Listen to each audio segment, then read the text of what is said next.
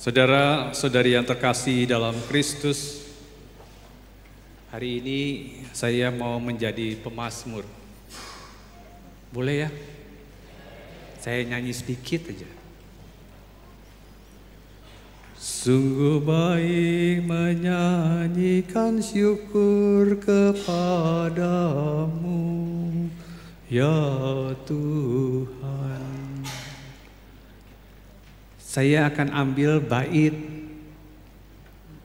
mazmurnya tidak dari nyanyian yang tadi, tetapi saya ambil bait mazmurnya dari bacaan kedua. Karena panjang saya tidak bisa nyanyi. Saya berusaha untuk pemazmur membantu saya. Boleh naik ke atas? Mau di sini atau mau di sana? Silakan. Boleh, di sana. Nanti dia bait pertama, saya bait yang kedua ya. Saya akan imbangi nyanyian beliau.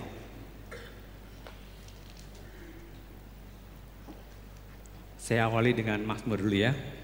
Sungguh baik menyanyikan syukur kepadamu, ya Tuhan. Sungguh baik menyanyikan syukur kepadamu, ya Tuhan. Hati kami senantiasa tabah, meskipun kami sadar bahwa selama kami mendiami tubuh ini, kami masih jauh dari Tuhan. Sebab hidup kami ini adalah hidup karena percaya, bukan karena melihat, toh hati kami tabah.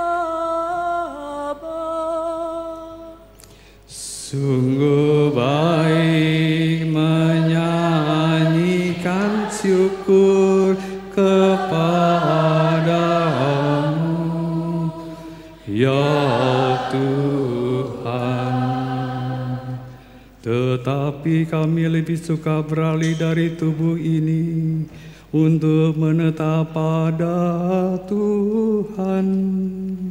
Sebab itu kami berusaha, entah diam di dalam tubuh, entah di luar tubuh, supaya kami berkenan kepada Allah.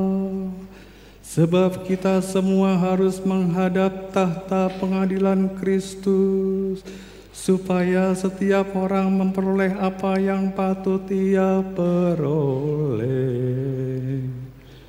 Sungguh baik menyanyikan syukur kepadamu, ya Tuhan. Saudara-saudari yang terkasih, terima kasih pemazmur sudah membantu saya, walaupun tadi saya mengikuti lalu plentat-plentat. Saudara-saudari yang terkasih,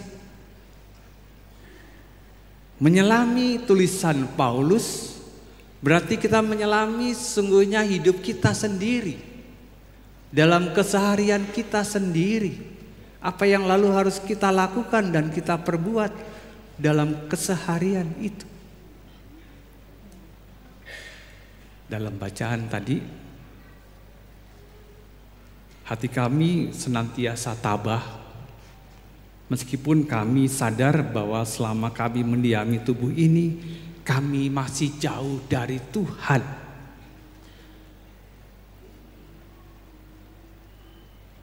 Pernyataan Paulus ini mengajak kita untuk menyadari bahwa kita ini punya banyak kekurangan. Tetapi kekurangan itu bukan berarti lalu kita loyo, kita tidak bisa berbuat apa-apa, atau kita tidak mau melakukan apa-apa. Kalimat Paulus adalah kami senantiasa tabah. Ketabahan itulah yang lalu menguatkanku untuk terus berusaha, mengupayakan, melakukan sesuatu yang baik kepada siapapun. Dalam penyanyian saya tadi, tetapi kami suka beralih dari tubuh ini untuk menetap pada Tuhan. Sebab itu kami berusaha entah di dalam tubuh, entah di luarnya, supaya kami berkenan kepada Allah. Berarti hidup kita diajak untuk terus-menerus mengupayakan di dalam tubuhku dan di luar tubuhku. Maksudnya lebih pada perhatian kepada orang lain, cinta kepada orang lain. Harus terus mengupayakan berkenan kepada Allah. Perilaku kita itulah yang lalu akan menunjukkan keberkenaan itu di hadirat Allah. Maka saudara-saudari yang terkasih, ketika kita lalu mendengar bacaan Injil yang begitu besar, hebat, begitu megah, begitu luar biasa, dengan lalu menggambarkan bagaimana terjadinya peristiwa tanaman tumbuh. Tidak ada orang yang tahu. Lalu Yesus berkata, bagaimana kita membandingkan kerajaan Allah itu? Tidak juga bisa ada orang yang bisa menggambarkannya secara utuh.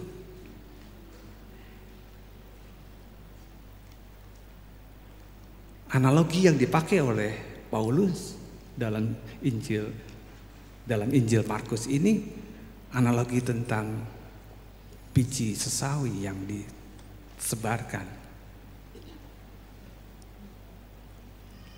Tuhan memberikan sabda kepada kita, menghadirkan kepada diri kita. Sabdanya orang menganggap remeh-temeh, kecil. Tetapi sabda itu ternyata akan tumbuh menjadi sesuatu yang baik bagi orang, bagi manusia yang mendengarkannya. Maka saudara-saudari yang terkasih, lihat pada bagian terakhir, Yesus memberitakan firman kepada mereka sesuai dengan pengertian mereka dan tanpa perumpamaan. Ia tidak berkata-kata kepada mereka, tetapi kepada murid-muridnya ia menguraikan segala sesuatu secara tersendiri. Yesus memberikan penggambaran tentang perumpamaan kepada orang lain yang tidak mengerti dan mengenal kerajaan Allah itu. Tetapi dia memberikan kepada kita, murid-muridnya, sesuatu uraian tersendiri. Maka saudara-saudari yang terkasih, bagaimana kita harus menjadi murid Yesus yang baik? Saya hanya mau mengatakan, ketika ada orang bertanya, Romo, kami itu sudah cukup umur, apa yang kami bisa lakukan kepada orang lain itu? Saya hanya mau mengatakan, mari kita lakukan sesuatu yang terbaik dari diri kita yang kita bisa berikan kepada orang lain itu.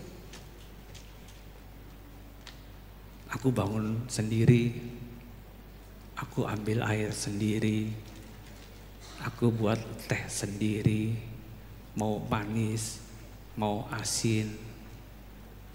Yang penting aku yang membuat.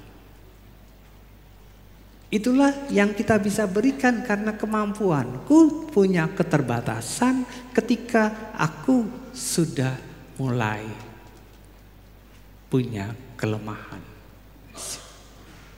Maka saudara-saudari yang terkasih, menjadi murid Yesus, kita diajak untuk terus-menerus berbuat yang terbaik, yang menghadirkan Allah dalam hidup sesama kita. Bukan menghadirkan ketakutan, bukan menghadirkan sesuatu yang menyakitkan, tetapi menghadirkan Allah dalam hidup bersama dengan semua orang. Semoga nyanyian sungguh baik, menyanyikan syukur kepadamu ya Tuhan, menjadi nyanyian yang harus kita nyanyikan setiap kali, setiap hari dalam kehidupan kita kemudian. Amin.